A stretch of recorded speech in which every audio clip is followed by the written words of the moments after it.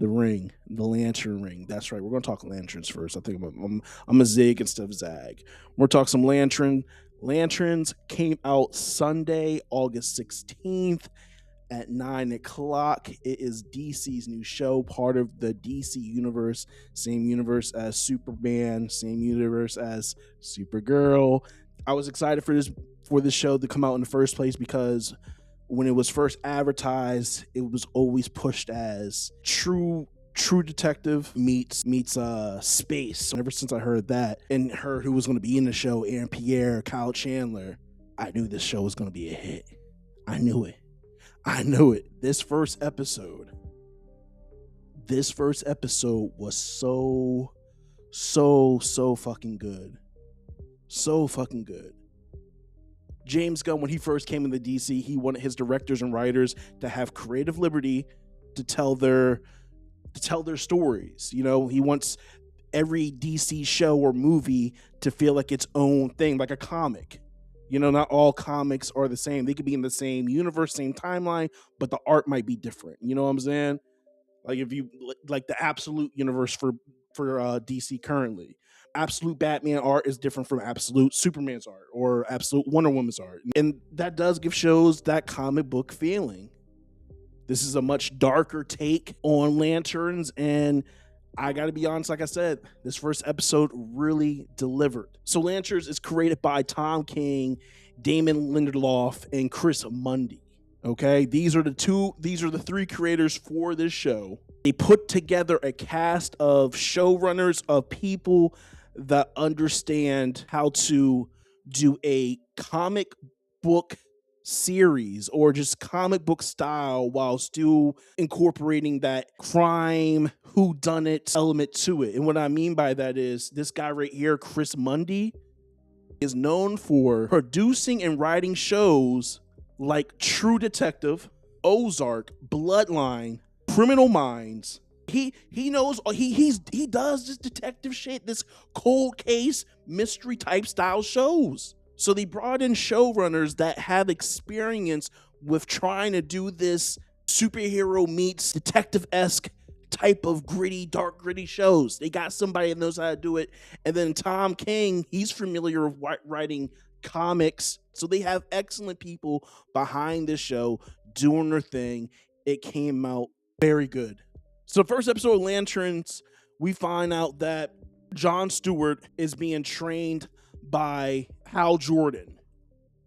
Okay? Hal Jordan is the Green Lantern of the first Green Lantern of Earth, and he's training John Stewart to be his backup if anything happens to Hal, to himself.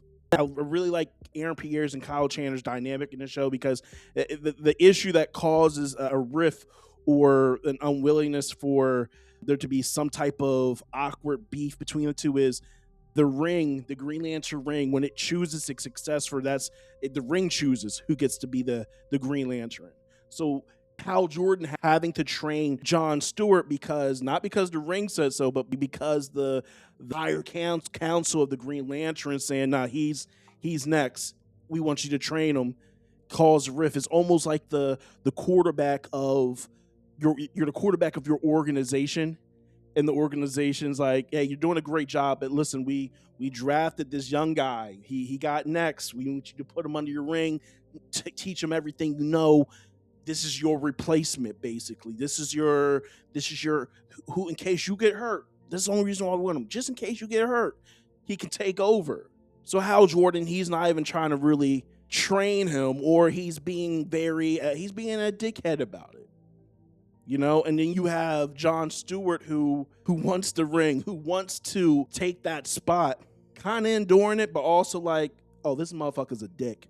What I find really interesting about the show is it does have a lot of mystery outside of the case that they're covering, because it does ask questions on like, okay, well, why is John Stewart different from anybody else who the ring chooses? Why are the higher ups deciding he gets the ring next, or he's up to get the ring next? In the beginning of the show, he's watching Hal Jordan on TV as a kid, and when his dad comes home, his dad says, "Are you afraid?" Because the alien who gave Hal Jordan his ring was like, "Hey, are you afraid?" And Hal said no, and he became he became Earth's Green Lantern. So in the beginning of the show, as he's watching Hal Jordan on the screen talk about how he became the Earth's protector, his dad takes him outside. His dad's also part of the army. Jon Stewart's dad puts an apple in his head. He stands back.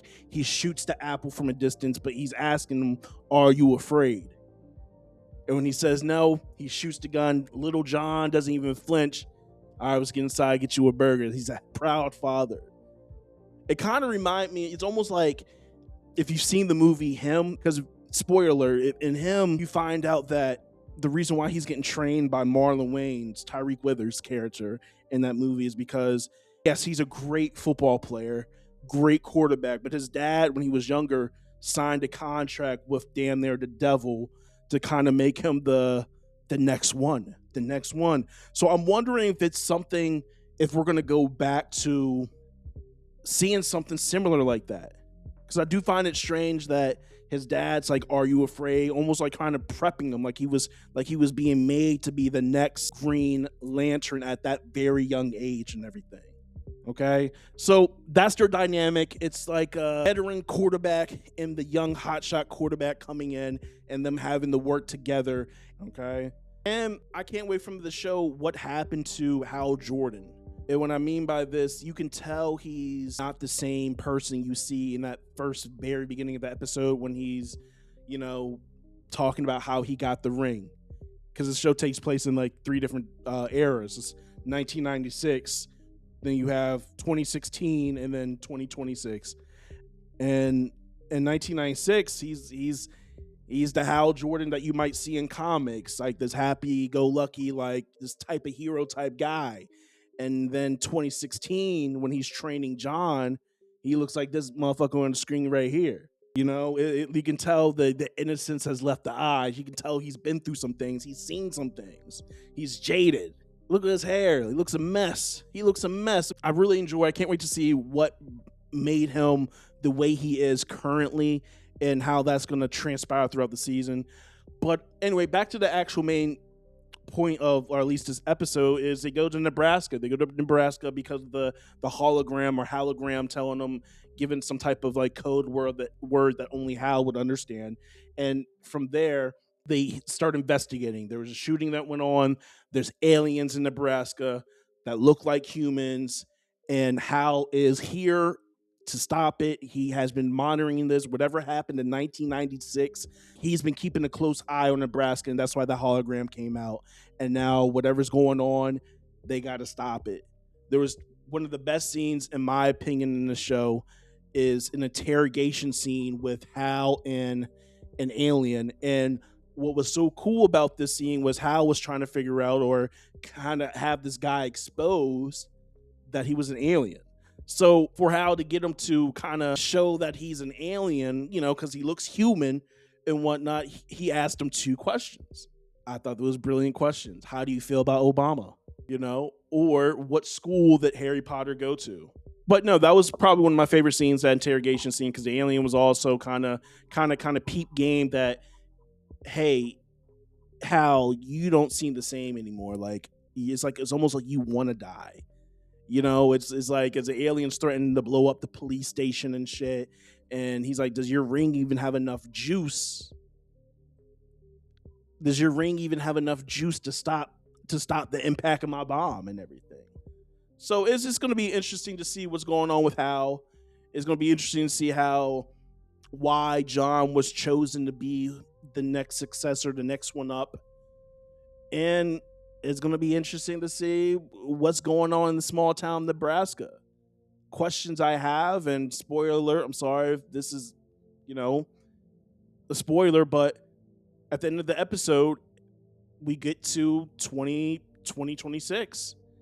And we see a Jon Stewart who, once again, Jon Stewart came back in 2026 wearing the iconic coat and turtleneck that you see him wearing in Justice League and everything. He comes there, he meets the sheriff that we see in 2016, and from there, that is where we see a dead Hal Jordan. Who killed Hal? There is a bullet going through Hal Jordan's head. Who killed Hal Jordan? and who took Hal Jordan's ring.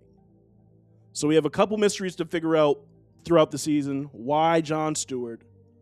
What happened to John? I mean, what happened to Hal? What made him so jaded? What's going on in Nebraska? And who killed Hal Jordan and took his ring? So once again, it was a very good episode, very good first episode to an 8-episode season. Can't wait to see what happens next with Lanterns and DC. When they fuck up, we should be on their heads, but when they do something good, we got to give them a round of applause for that. We got to give them a round of applause. So let's see what's